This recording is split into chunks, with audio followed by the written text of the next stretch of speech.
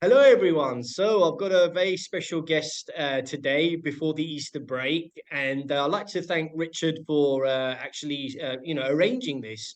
I met Janine a few months ago. She did a personal talk on, the psychology of investing and mental health, and it was a very interesting talk. And you said, look, this is quite an important topic to everyone. Web3 mental health in trading, in all the things that have happened, and this is quite an important topic to me to discuss, because I think it's a topic that's not really been discussed that much. And I feel like what better guest is to bring Janine on board and tell us all about Web3, about mental health, especially in investing. I think this is an area we need to talk about, and so forth. So I'm really hyped up for this interview, because it resonates with me and my thought process, but it also resonates maybe with Janine as well, because she has a lot of experience in her background with psychology and so forth, and behavioral psychology as well, and she's done a lot of talks around that. So Janine, it's great to have you. Thank you. It's a pleasure to be here. My headphones just died, as No predicted worries. beforehand, but I think it works.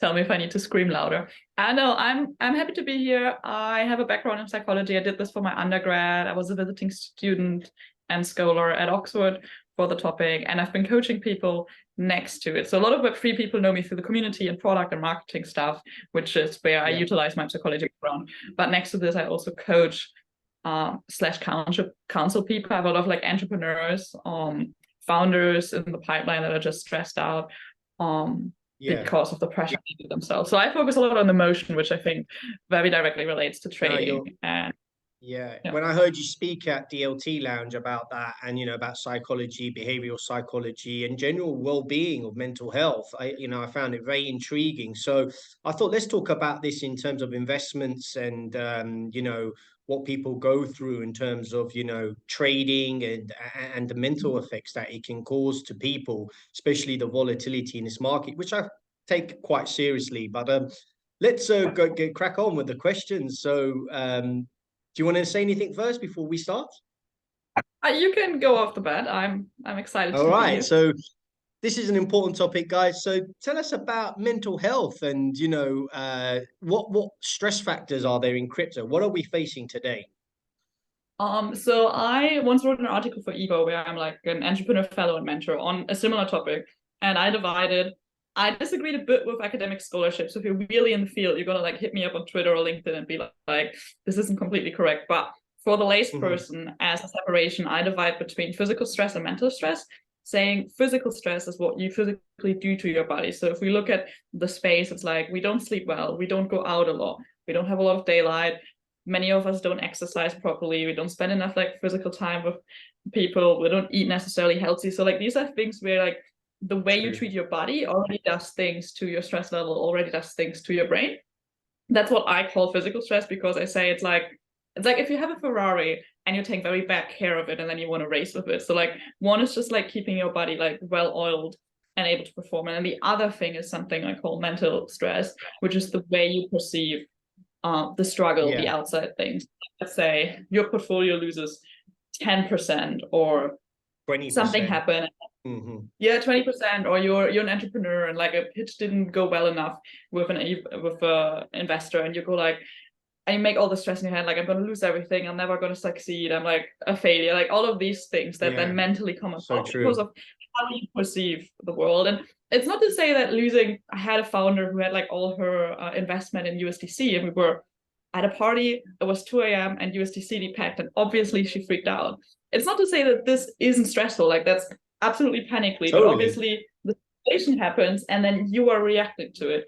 If you had multiple billions in every like a multitude of assets, you'd see USDC depack and you would be like, I don't care. Not to say that you Not to shouldn't, say it's for the just like average Joe. Yeah.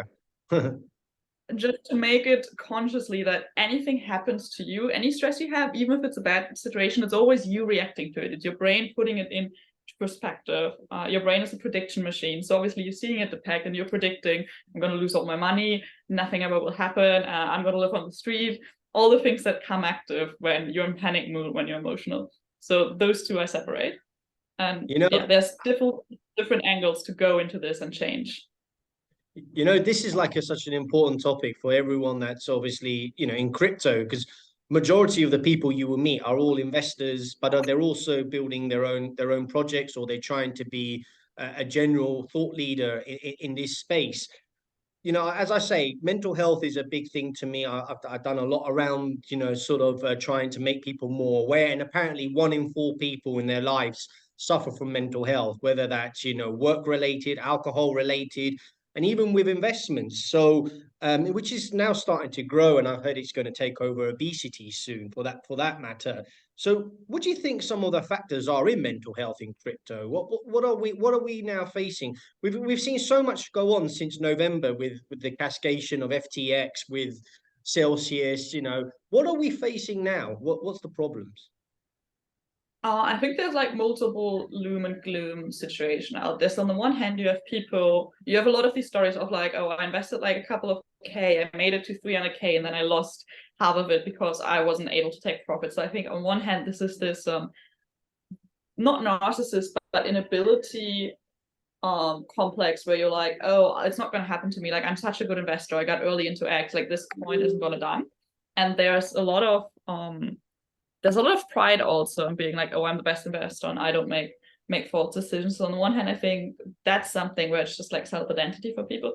Obviously, the stress of losing funds. So a lot of people have lost substantial amounts of money in crypto, with bear market, with the investments decision they made. That's just very real stress, because you might need to downsize, you have less liquidity, you might face serious issues with your budget coming from that. That is not a slow stressor. Like, we know generally that not having enough money to like live your life standards is incredibly stressful and affects you in all areas, affects your performance. So true. That's something I definitely see coming. And then on the other hand, you have the trading obsessed situation. I'm comparing this a little bit to Robinhood, where like we know that day trading is one of the best ways to lose a lot of money and one of the worst ways to make a lot, unless you're a big institution. And yeah, a lot of retail investors and a lot of retail investing platforms focus on getting people to day trade. And that with that comes an obsession where you constantly check your phone. There's a dopamine spiral going on in your brain. So if you think about it, it's part of the Coolidge effect, and it's part of dopamine reinforcement hub. So every time you trade, every time you get this little like up, you get that reinforcement, and the more you reinforce these pathways, the easier it is to activate them and easier it is to become addicted. I definitely think that there are some people who are addicted to trading who can't get away from it, and who are like constantly even just checking the phone. I don't know if you have any trading app that sends you like Look, notifications. I'm one of those guilty parties that I have traded in my life, yes. So I tried as well, everybody. I think everybody should train a little bit, like have skin in the game and understand the markets, but like, the notification of like this. Yes, the dopamine effect, checking your phone and yeah, checking the prices every 5-6 times a day, right? And exactly, and obviously that falls onto a mind that is already prepared and predefined for quick and cheap dopamine from Instagram, from Facebook, from Twitter, from Netflix, from the way we eat food. All of these things already have us trained to choose a cheap but long-term ineffective dopamine way, rather than finding a healthy way of deriving pleasure. And so on top of that, we then put something as highly addictive and emotional as trading. And then a lot of people are caved in there, I would say. I think people are people are caved in, like you say, like people are facing a lot of mental health battles.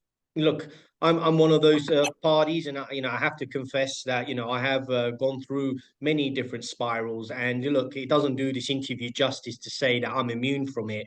I mean, I'm probably one of your guests here that has probably gone through many spirals like this, and it takes a lot out of a person. And doing this interview just to be open and transparent, I think is really important for everyone else to learn that there's no quick short fix. You have to take the punch sometimes when it comes to investing or trading. And the sad thing is that a lot of people do lose money because they just can't deal with their emotions. Would you say that? Would you agree there in that sense?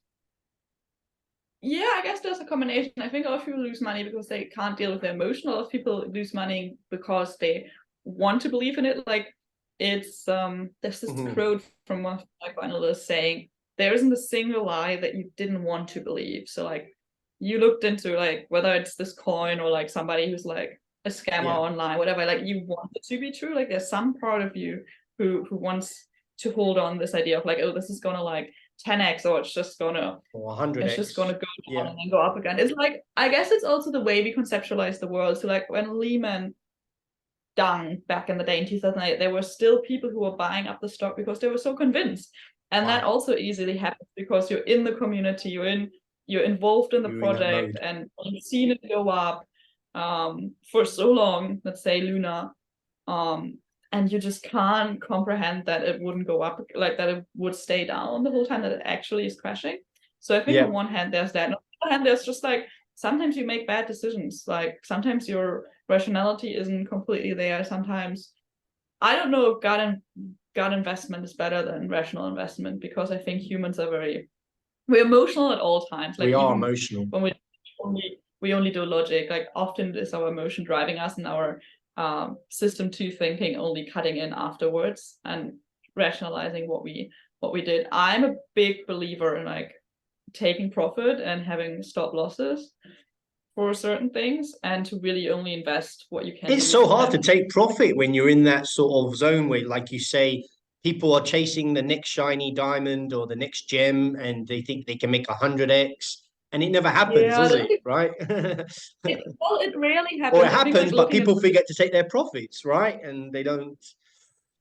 Like people are like, oh yeah, it turned like 10k into 300k, and then I lost it all because I kept it in that coin. I'm like, why would you not at that point take half of it or 75% out of it, put it into something that's a little bit less volatile, and then invest the 25% that are left, like reinvest it, like just take a severity cap. We have the in Germany, which is like the small bird in your hand is better than the dog on your house, because like what you have, and what you can see. And with these calculations, when you're like looking for the next Dogecoin, the next Solana, the next 100x, you need to realize that there will be many failed ones before you find a real one. So whatever money you invest, you absolutely need to be willing to lose. You actually ideally should think of it, this is thrown out of the window.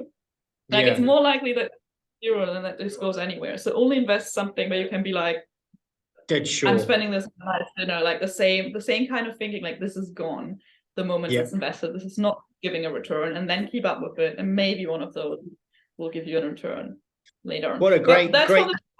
You. I'm not a trader. Probably better to talk to a market maker for that. Great. So look, this is I'm enjoying this interview and learning all about that. So tell us about how can we prevent mental issues in this area? How can we make things more better for us? Say we have another bull market, right? And we haven't learned our lesson from the last time, but we start to realize, look, we need to prevent these measures. How would you tell someone to be a better person in this area? Okay, so the boring answer that everyone hates, no matter what kind of mental health challenge you have, whether you want to like feel happier in life or you struggle with depression or anything, is I always say get the body in line first and then try the mental, which is super annoying because I've been there. Like you're sad or you're down, you're like going for a run won't help it, or eating properly won't help it, but in the long term it does. And this is what I started doing when I was like in high stress areas. I would go for a run 20 more minutes every morning. No, there was no like debate about it. It wasn't to get in shape. It wasn't to look good.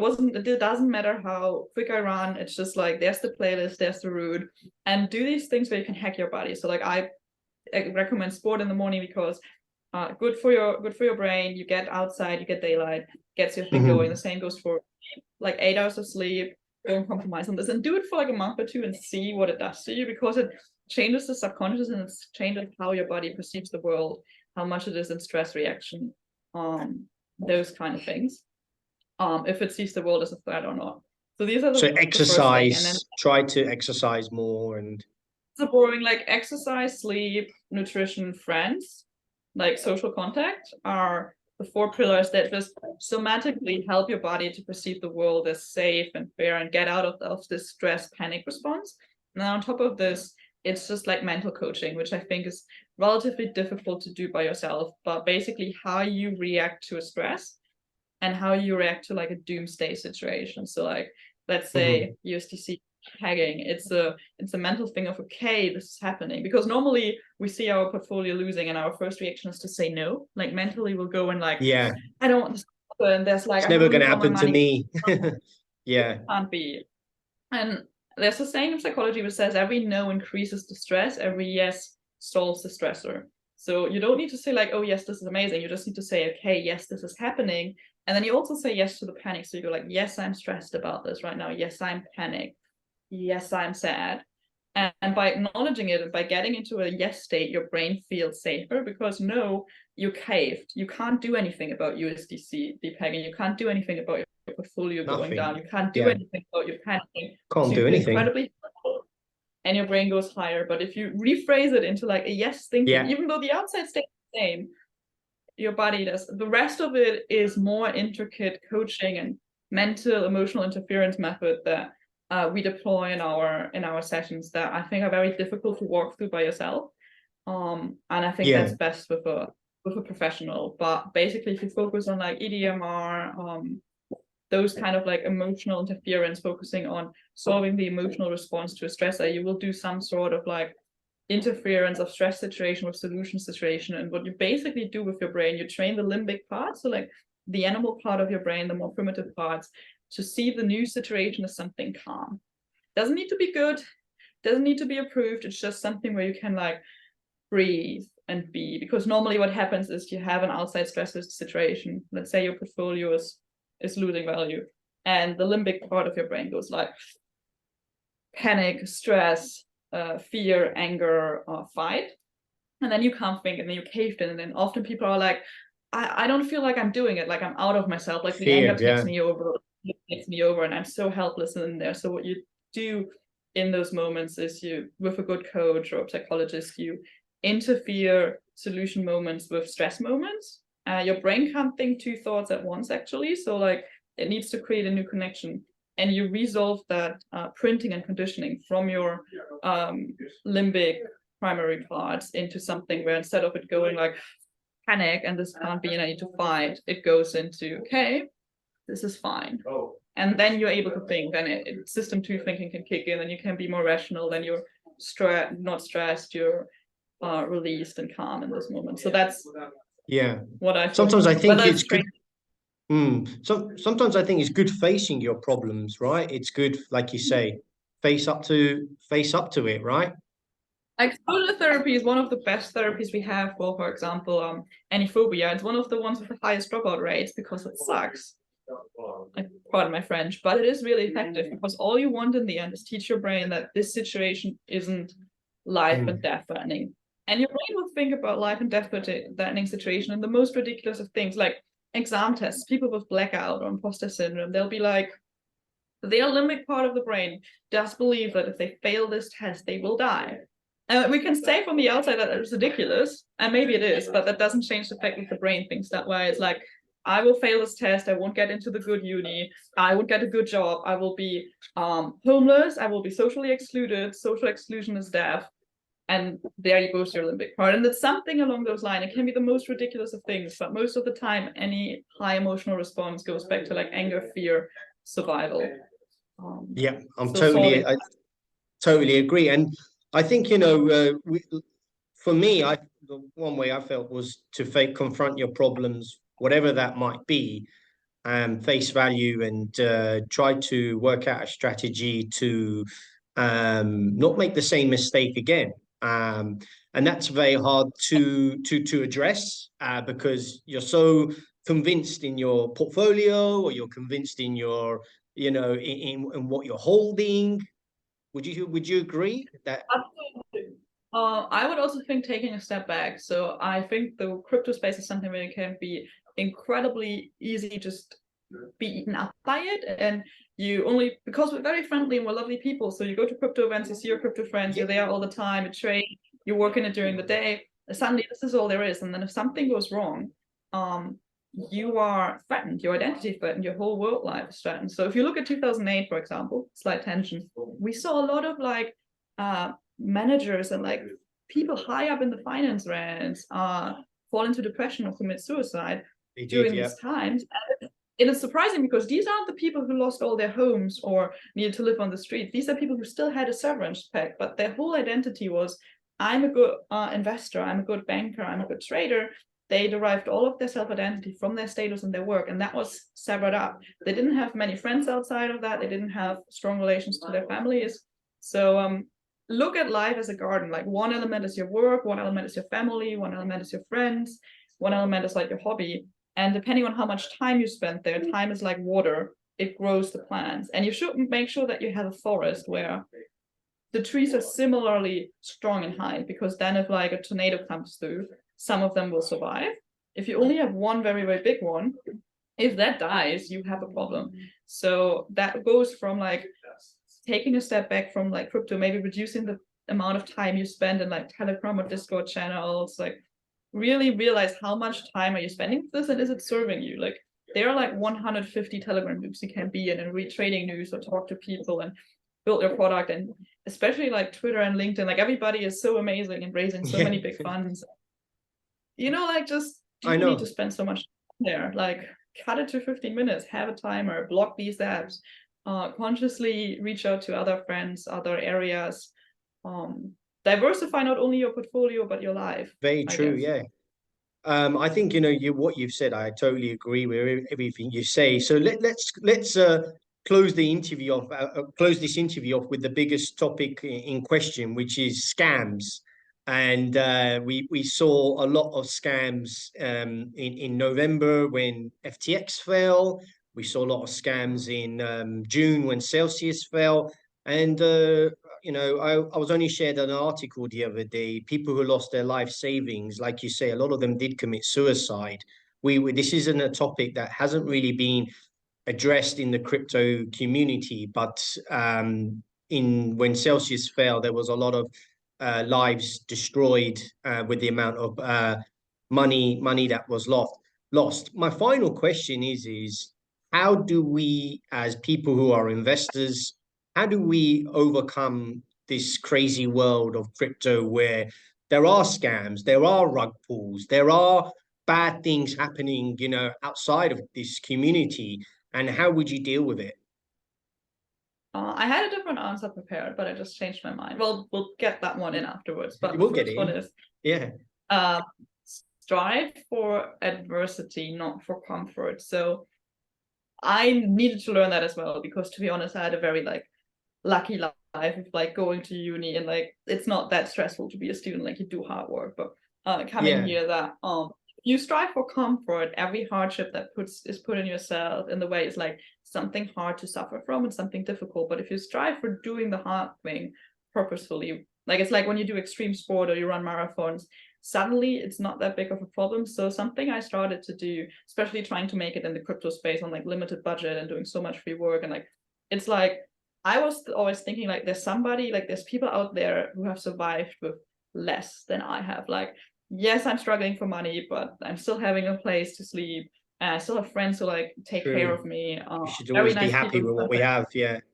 So like, and so it's not like, oh, you need to be grateful for everything. It's more like if you start believing about yourself that you can go through it, you can get there. So like, poor is constant, broke is temporary. So it's like I started shifting my mindset as well, where I was like, okay, I struggle with this and that. Like if I don't sleep enough, I'm more likely to like have a horror, like my brain goes into sadness, have a breakdown, anxiety if I don't sleep enough. But instead of being like, oh my God, I need to sleep enough, I switched into I can get through it, even if not, and I can suffer through it, and I know I'm strong enough. And that sounds a bit empty, because obviously if you've just lost your life savings, that's fucking scary. I think you definitely should get support, both from your friends and family, but also professional. And so many people did lose their life savings during the FTX collapse, something that articles, Cointelegraph doesn't really share too much. It's kind of like a hidden story where people lost a lot of money, and fucking sorry for my language, and I don't like to swear, but I think it was very sad to see all the losses. it's horrible and it's horrific. Yeah. There's an interesting point though where you can flip it and say, but you've made it once. So like I'm very impressed always by biographies where people lose everything and then rebuild it. Friends of mine needed to like move from the east, their family lost, like build everything up, lost everything because of communist rule fled, and started building it all up again. There was people in 2008 that built up again when they lost everything. They started from scratch and they built it again. And some people unfortunately didn't make it. Yeah. So, drawing from that energy and being like, I've made it once, I clearly have the talent, I can do it again. That's very important. And the other thing, like scams aren't going to go away for a long time in this industry because we need more regulation. If you think about if your credit card gets hacked, you get repaid. Which wallet provider is giving you money back if you get hacked? None are. So that's going to start until we get to that same level of customer care. And obviously there are scams like FTX. I don't think you could have seen coming. But for other things, again, it is the saying of like, if every lie that you choose to believe benefited you, like if it's too good to be true, if you don't know where the yield comes from, maybe you are the yield. People were chasing the yield, right? People were chasing free money. Yeah, exactly. There's unfortunately no get-rich scheme. And the more this market matures, the smaller the 10x, 100x multiplier effects become because now we already have so many chains. Like it's like the chance that you find one is getting smaller and smaller. That goes 100x, it's more likely they go 10x. Still very good return. And like the more we mature, the more this will become closer to what stocks are now. And stocks used to be more of this wild west that we see now. So similar to that. So be prepared for that. Don't set everything on one card.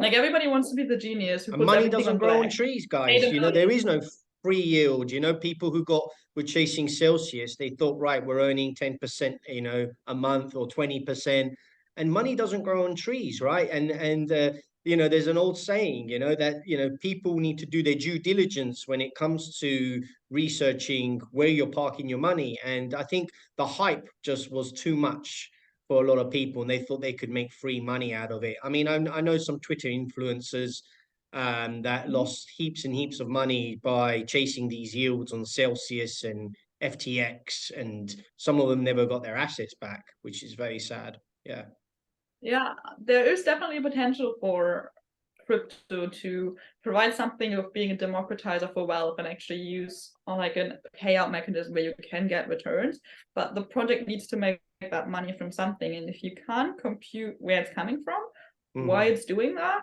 and how like sustainable it is, then probably something is iffy. And you can take a shot and be like, oh, X influencer said it's a good project and I trust their research, so go ahead. But then be like, oh, I'm actually not sure what I'm doing. Like you need to be aware of the fact that you need to do your research. Basically. Yeah, I think Ben Appleby would be a super interesting person to talk to that about. I'm less, as I said, I'm less on the trading side. I do emotional things. I'll have to talk to him, afterwards, Cool. Anyway, any final thoughts, Janine? While we got 6 minutes left, is there any final thoughts and anything? Where can we find you, Janine? And obviously, leave your LinkedIn. You can find me on LinkedIn under Janine Subgang. You can find me on Telegram. You can find me on Twitter like yacht_subgang. Yeah, you can reach out to me. I'm redoing the website for the coaching at the moment. I'll send you the updated version and it can be linked. And yeah, closing thoughts on this. Yeah, I think this is a hectic space. People always say like, oh, you can't keep up with everything and it moves so fast. And yes, it moves so fast, but also nothing ever moves that fast. Like it moves incredibly fast, but one day something is very good. One day FTX is like the holy grail of exchanges and the next one is fucking wrecked. So just having that calm of like, you go, you do your thing, I'm doing mine is very important. Move your Telegram channels and your Discord channels and your Twitters. Really consciously select what you're following, what you're engaging with. So true. Does it make you feel better? Does it cost you money? Is it sustainable in the long run?